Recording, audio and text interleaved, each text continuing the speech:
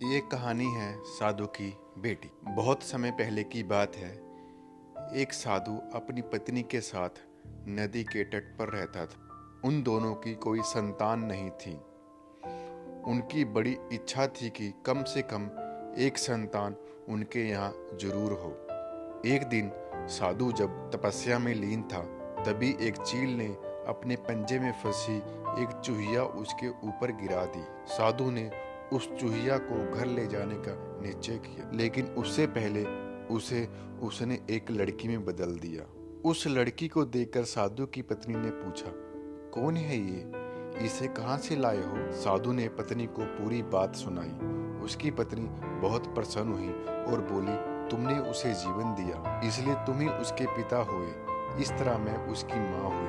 हमारे यहाँ कोई संतान नहीं थी, इसलिए भगवान ने इसे हमारे पास भेजा है। जल्द ही वो बच्ची एक सुंदर युवती बन गई।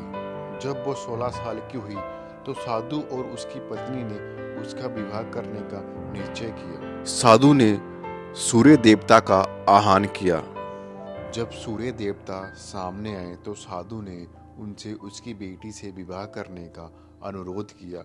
हालांकि लड़की को ये विचार अच्छा नहीं लगा और उसने कह दिया, क्षमा कीजिए, लेकिन मैं सूर्य देवता से विवाह नहीं कर सकती क्योंकि वो बहुत गर्म है। निराश साधु ने सूर्य देवता से कहा कि वे ही उसकी लड़की के लिए कोई संयोग वर्ष हो जाए। सूर्य देवता ने कहा, बादलों के देवता से आपकी लड़की की जोड़ी सही बैठेगी क्योंकि वे ही धूप की गर्मी से उसकी रक्षा कर सकते हैं। साधु ने अब बादल देवता से उसकी लड़की का विवाह करने का अनुरोध किया। इस बार भी लड़की ने विवाह करने से इनकार कर दिया और बोली, मैं इस काले व्यक्ति से विवाह नहीं करूंगी। इसके अलावा बादलों की गरज से मुझे डर भी लगता है। साधु फिर से उदास हो गया। उसने बादल देवता से अनुरोध किया कि वो ही कोई संयोग बरस हो जाए। बादल देवता ने कहा, पवन देवता के साथ इसकी जोड़ी अच्छी रहेगी क्योंकि वे आसानी से मुझे उड़ा सकते हैं। साधु ने अब पवन देवता से विवाह का अनुरोध किया। इस बार भी लड़की ने विवाह करने से इनकार कर दिया और बोली, मैं ऐसी अस्थिर व्यक्ति से विवाह नहीं कर सकती जो हर समय यहाँ वहाँ उड़ता रहता हो। साधु काफी परेशान हो गया। साधु ने पवन देवता से ही कोई संयोग वर्ष सुझाने को कहा।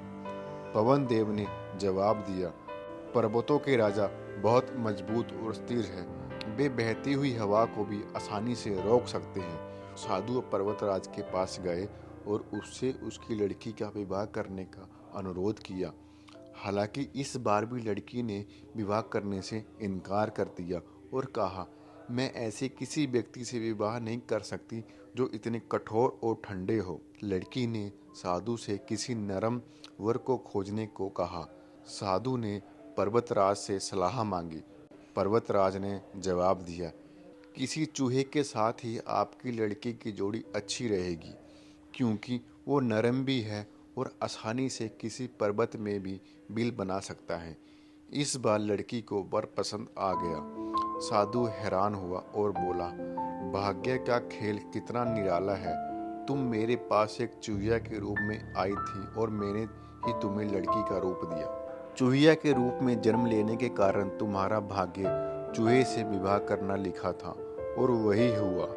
भाग्य में जो लिखा होता है वही होता है। साधु ने फिर से प्रार्थना शुरू कर दी और लड़की को दोबारा चूहिया बना दिया।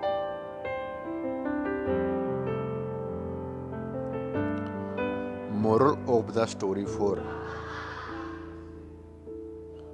मोरल ऑफ द स्टोरी, भाग्य कभी नहीं बदलता।